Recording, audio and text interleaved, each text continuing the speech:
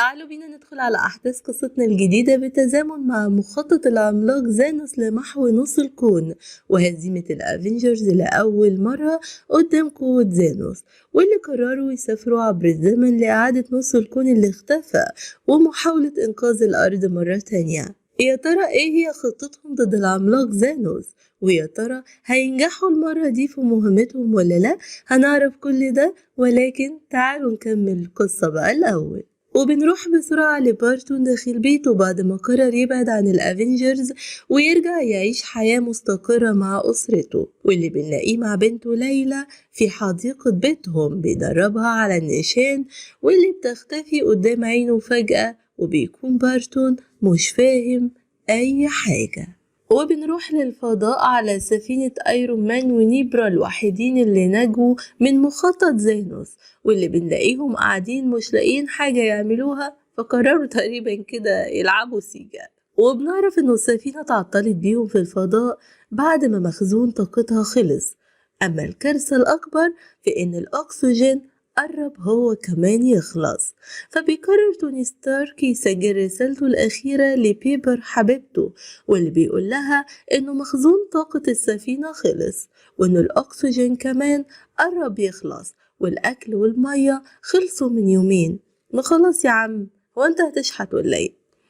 وبنلاقي توني بدأ يتعب، فبتروح نبرة تساعده، وبيقعد بعدها على كرسي السفينة ينتظر الموت. ولكن فجأة بيظهر قدامه نور قوي جدا برا السفينة، وبيتفاجئ بكابتن مارفل اللي جات لها رسالة استغاثة من نيك فيور بأنه الأفينجرز في خطر. وبنلاقيها بدأت تسحب السفينة بالفعل لكوكب الأرض، وبيروحوا الأفينجرز كابتن أمريكا وناتاشا وروكيت والعقيد رودي يستقبلوا توني، وبتروح بيبر عليه وبتحضنه، وبنلاقي التعب باين عليه جدا، فبيبدأوا يساعدوه. وبيبدأ يتكلم مع كابتن أمريكا وبيقوله أنا خسرت قدام زانوس. فبيقوله كابتن أمريكا جرى إيه يا عم توني؟ ما تلاحظ إن كلامك جارح، وانا يعني اللي رجعت بالبرونزية من المونديال، ما احنا الاتنين خسرنا سوا. وبيقرروا الافينجرز يجتمعوا، وبيقول كابتن امريكا لتوني انهم بيحاولوا يدوروا على زانوس في كل مكان، ولكنهم لحد دلوقتي ما قدروش يوصلوا له. وبيبدأوا يشدوا في الكلام مع بعض كعادتهم زي الديوك. وبيقول له توني انه كان بيفكر في مشروع جيش الروبوتات عشان يحمي بيه الارض في ظرف زي ده، ولكنهم كلهم عرضوا وقتها، ومنهم كابتن أمريكا نفسه. وبيقع توني من طوله فجأة، ضغطه عالي باين ولا ايه ما نعرفش. وبتقول لهم نيبرا انه زانوس كان مقرر بعد نجاح مخططه انه يعيش حياته في سلام واستقرار، ويشتري فيلا في التجمع الخامس يعيش فيها في هدوء ويستقر بقى. وبيكتشفوا ان الأحجار الأزلية اللي استخدمها زانوس قدرت تكون طاقة جبارة على الأرض، وإن الطاقة دي اتكررت من حوالي يومين على كوكب تاني، وبالتالي فأكيد زانوس هيطلع هناك. وبالتالي بيقرروا الأفينجرز يتحركوا على هناك، وبيجهز ثور مطرقته هو، وبيقول وسعولي أنا بقى اللي هعمل منه بطاطس محمرة الليلة دي. وبيوصلوا على كوكب زانوس، وبتنزل كابتن مارفل تأمن لهم الدنيا كده على الكوكب الأول، وبتقول لهم أمان يا رجالة اتفضلوا انزلوا. والغريبة إن هما بيلاقوا الكوكب ما فيهوش أصلا إلا زانوس، اللي بيدخلوا يلاقوه مشغل CBC سفرة وهو واقف بيطبخ. يعني موت نص الكون تحت، هو قاعد بتطبخ فوق، ده انت جاحد يا أخي. فبيتهجموا عليه الافينجرز وبيربطوه، وبيقطع ثور دراعه اللي هو مش ده اللي طرقعت بيه في وشنا، طب اهو. وبيتفاجئوا انه زانوس استخدم طاقة الاحجار عشان تدمر نفسها، وبالتالي بيروح املهم في انهم يستخدموا الاحجار ويرجعوا بيها نص الكون مرة تانية. فبيروح ثور يطير له راسه، وبيرجعوا الافينجرز على الارض وهم غاية في الإحباط. وبنروح بعد مرور 5 سنين، وبنلاقي عربية دكتور هانك لسه في مكانها من وقت دخول سكوت في العالم الكمي، واللي مقدرش يرجع بعد اختفاء هانك وهوب وجانيت. وبنلاقي فار كده في العربية بيخبط زرار بالصدفة فبيرجع سكوت من العالم الكمي مرة تانية. لأ، ثانية، يعني فار هو اللي خرج سكوت من العالم الكمي. وبيبدأ سكوت يتمشى في الشوارع وبيكون مش فاهم ايه اللي حصل وليه الناس اختفت، وبيقابل في طريقه أسماء ناس اتوفت واللي بيلاقي اسمه من ضمنهم. بيقرر يروح يطمن على بنته واللي بيتفاجئ انها كبرت وبتروح عليه تحضنه، وبيبدأ يتحرك على مقر الافينجرز بعدها، وهناك بيتفاجئوا بيه كابتن امريكا وناتاشا لانهم افتكروا مات هو كمان. فبيبدأ سكوت يشرح لهم انه كان داخل العالم الكمي، وانه الوقت في العالم الكمي يختلف عن العالم الطبيعي، بمعنى انه ال5 سنين اللي على سطح الارض ممكن يعادلوا 5 دقايق جوه العالم الكمي. طب ما يلا نروح كلنا. وبيقترح عليهم انهم ممكن يستغلوا العالم الكمي في السفر عبر الزمن ويرجعوا لوقت قبل حرب زانوس الله يجحمه، ويجمعوا الأحجار الأزلية اللي ممكن يرجعوا بيها نص الكون مرة تانية. فبيقرروا يروحوا لتوني ستارك بعدها، واللي بنتفاجئ انه بقى عنده طفلة جميلة، وبيبدأوا يعرضوا عليه الفكرة ولكن بيرفض لانه مش حابب يعرض حياته للخطر مرة تانية ويخسر مراته وبنته، واللي هو كفاية مصايب لحد كده. فبيقرروا يروحوا لبروس أو هالك، يعني يعرضوا عليه الفكرة، واللي بيقعد يفتي طبعا كالعادة في نظريات وحاجات ملهاش أي 30 لازمة، وبيوافق في الآخر. وبنرجع لتوني ستارك واللي بنلاقيه لسه قاعد بيفكر في كلامهم وبيحاول يدرس العالم الكمي، وبيكون لسه حزين على سبايدر مان، وبيروح ينيم بنته بعدها وبتقوله بيبر انه لازم يساعدهم عشان ما يفضلش حاسس بتأنيب الضمير. وبنروح لكابتن أمريكا واللي بدأ يحبط بسبب فشل كل تجارب بروس. أنا قلت من الأول هو بيفتي وخلاص. وبيتفاجئ بتوني ستارك قدامه واللي قرر يساعدهم في المهمة. وبيبدأوا الأفينجرز يتجمعوا، وبنلاقي هالك وروكيت بيحاولوا يوصلوا لثور، فبيقابلوا فالكون في طريقهم واللي بتقول لهم إن ثور اتغير كتير عن الأول. فبيروحوا يلاقوا ثور عمال يضرب في أزايز كحول كده ومتبهدل طينة، وقاعد بيلعب بلاي ستيشن ومكتئب ومحبط، والواد حالته تحزن الحقيقة. فبيبدأوا يفوقوه وياخدوه معاهم، وبنلاقي ناتاشا في اليابان بتستدعي بارتون واللي بنلاقيه متخفي ونازل قتل في كل المجرمين. فبتروح ناتاشا تتكلم معاه وبتقوله انه لسه في امل يرجعوا الناس اللي اختفت، واللي من ضمنهم مراته وبنته. فبيقرر بارتون يروح معاها، ولكنه بيكون مقلق كده شوية ومش عاوز يعلق نفسه بأمل زايف مش موجود، لأنه أمل احتمال تكون اختفت هي كمان أساسا. وبيبدأوا الأفينجرز تنفيذ تجاربهم على سكوت واللي بيفضلوا يصغروه ويكبروه، والواد بيتبهدل في ايدهم، ولكن بتبدأ عدد المحاولات على سكوت تكون محدودة بسبب عينات الدم، ولأنه ده هيسبب خطر عليه. فبيقرر بارتون يروح هو مكانه، وبيتنقل بالزمن في حديقة بيته، واللي هناك بيقابل مراته وبنته، ولكن قبل ما يروح يحضنهم بيرجع مرة تانية لأن وقته بيكون انتهى. وبكده يكونوا نجحوا في تنفيذ خطة السفر عبر الزمن، وبيبدأ يجمع كل شخص أفكاره عن أماكن الأحجار، اللي هو يلا يا شباب كل واحد فينا يفتكر لنا مكان حجر كده ويقول لنا فين وإمتى عشان نسافر بالزمن نجيبه. فبيبدأوا يتوزعوا على فرق، وبنلاقي كابتن أمريكا وتوني ستارك وهالك اتنقلوا على نيويورك سنة 2012 عشان يجيبوا حجر الزمن وحجر العقل وحجر الفضاء. وبنلاقي ناتاشا وبارتون على كوكب فورمير عشان يجيبوا حجر الروح، وبنلاقي نيبرا ورودي على كوكب موراش عشان يجيبوا حجر القوة، وثور وروكيت في مقر مملكة أوزجارد عشان يسحبوا حجر الواقع من جين حبيبته.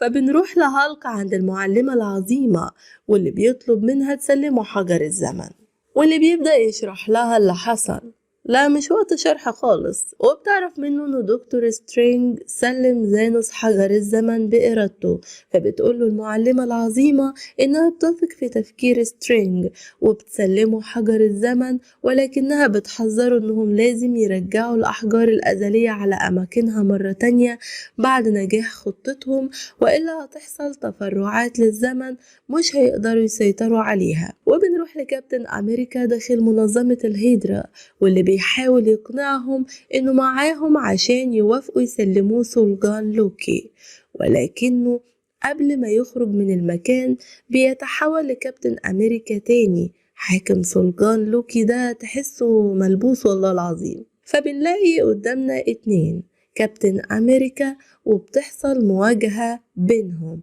وبعد طحن في بعض بيقدر كابتن أمريكا بتاعنا ينتصر، يعني الحمد لله، وبياخد السولجان معاه. وبنروح لتوني ستارك وسكوت، واللي قدروا ياخدوا شنطة الديستراكت بعد ما سكوت حاول يعطل مفاعل توني ستارك وبدأ يتعب، فبدأوا الناس يساعدوه وينشغلوا بيه. وقدر يوصل بعدها للديستراكت، لكن لسوء الحظ خبط بالصدفة في هالك فوقع الديستراكت من ايده، وقدر لوكي يوصله وهرب بعدها، وبكده يكونوا نجحوا في جمع حجرين ثانكس جاد يعني، ولكنهم ضيعوا الحجر الثالث. فبيبدأ سكوت يتعصب جدا عليهم لأنه حذرهم إنه عدد محاولات سفرهم عبر الزمن محدود جدا ومرتبط بعينات الدم اللي سابها دكتور هانك اللي اتنقل لرحمة الله، فمش هنقدر نجيب غيرهم. وبنروح لناتاشا وبارتون على كوكب فورمير، واللي هناك بيقابلوا حارس الموت وبيطلبوا منه حجر الروح، فبيقول لهم انه لازم يضحوا بروح قصاده. فبيقعدوا يتعزموا على بعض مين يضحي بنفسه عشان التاني يعيش، والشجاعة بتكون قتلاهم قوي. فبيقرر بارتون انه هيضحي بنفسه، ولكن بتروح ناتاشا تمنعه وبتقرر تضحي هي بنفسها، وبتضحي ناتاشا بنفسها وبتموت في مشهد مؤثر جدا، وبيكون بارتون حزين عليها، وانا كمان والله حزين عليها اوي، مصر كلها حزينة. وبيفوق بارتون بعدها وبيكون معاه حجر الروح. وبنروح لنيبرا والعقيد رودي اللي بيحاولوا يوصلوا لحجر القوة، وفي الوقت ده بنلاقي زانوس وجامورا ونيبرا، ولكن في الزمن الحالي بيحاولوا يوصلوا هما كمان لحجر القوة. فبتبدأ تحصل مشكلة في سيستم عقل نيبرا، وبيقدر زانوس يقرأ أفكارها، واللي بيعرف من خلالها إنه نيبرا خانته في المستقبل، وإنه قدر يجمع الأحجار الأزلية ومخططه نجح، ولكنه مات بعدها. ده حكيت له على كل حاجة، ده كان ناقص تقول له ده حصل الساعة كام بالظبط. فبيقرر زانوس يخطف نيبرا وبيقدر يبدلها بنيبرا القديمة، وبيخلي رودي ونيبرا يوصلوا لحجر القوة بعدها.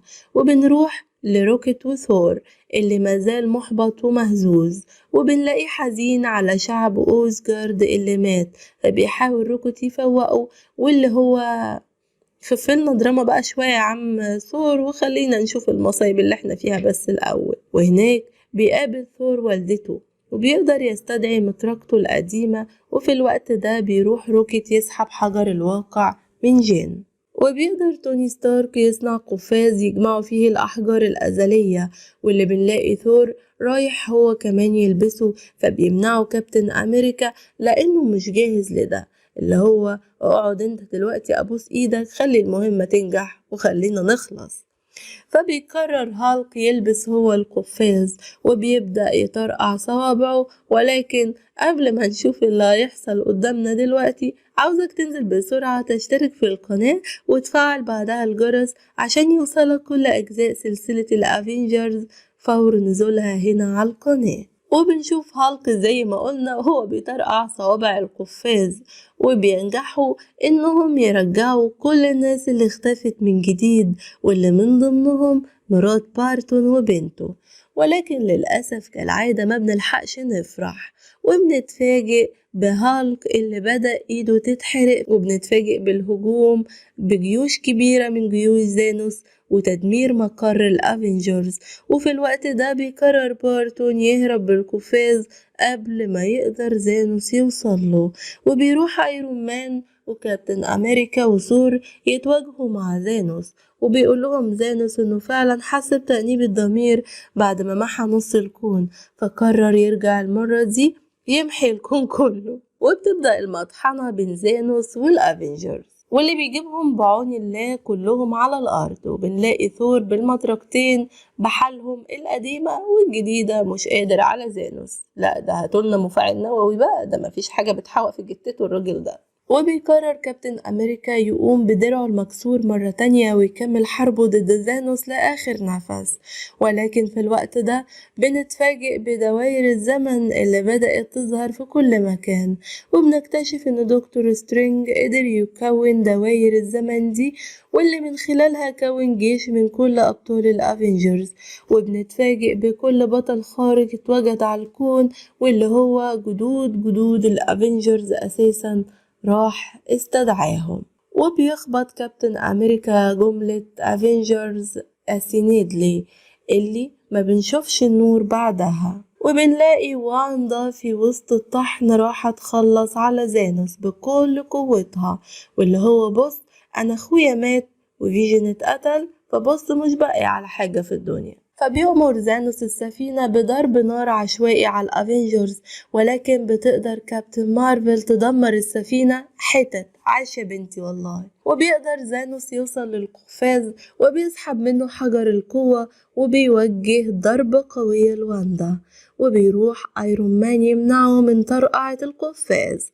وبنتفاجئ ان ايرون مان قدر يخدع زانوس ويسرق الأحجار من القفاز، وبيمسك القفاز في ايده، وعلى صوت جملة أنا الأيرون مان بيطرقع صابع القفاز، وبنلاقي جيوش زانوس اختفت، وزانوس هو كمان بدأ يتحول لرماد. لا اتأكدوا لي انه مات فعلا والنبي. لكن للأسف الشديد بنكتشف إن قوة الأحجار كانت عالية جدا على توني ستارك كبشر، وإنه ضحى بنفسه عشانهم. وبيقفوا الأفينجرز كلهم قدامه متأثرين، وبتروح بيبر تودعه في مشهد مؤثر وحزين جدا، وبتقوله إنه دلوقتي بس هيكون مرتاح. بيبكي كابتن أمريكا عليه، وبيسمعوا الأفينجرز رسالة توني ستارك الأخيرة اللي سابها لهم واللي بيودعهم فيها، وبيقول لهم إنه فخور بالأفينجرز وبكل اللي قدروا يحققوه، وإنه بيحب بيبور جدا، وبيقول لبنته إنه بيحبها 3000 مرة زي ما كانت متعودة تقولها له. وبيموت توني ستارك، وبيقرروا الأفينجرز عمل جنازة عظيمة للأيرون مان، وبكده يكونوا نجحوا الأفينجرز في إنهم يقضوا على زانوس وجيوشه وقدروا ينقذوا الكون من جديد. وبنروح لكابتن أمريكا وهالك اللي قرروا يرجعوا الأحجار لأماكنها مرة تانية، وبنتفاجئ بكابتن أمريكا اللي قرر يعيش سنه الطبيعي مع حبيبته كارتر اللي حابب يقضي بقية عمره معاها. ده إذا كان في العمر بقية، يعني انتوا بتلعبوا في الوقت الضايع يا جماعة أساسا. وبيسلم كابتن أمريكا درع الفالكون اللي هيكون هو كابتن أمريكا الجديد. وبنختم أحداث الأفينجرز على كده، واللي هنختمها معاكم بمقولة لا تيأس أبدا، فعادة ما يكون آخر مفتاح في يدك هو المناسب لفتح الباب أمامك. لو انت متابع جديد ما تنساش تشترك بسرعة في القناة وتفعل بعدها الجرس عشان تقدر تتابع كل الأفلام والمسلسلات الجديدة فور نزولها هنا على القناة. سلام.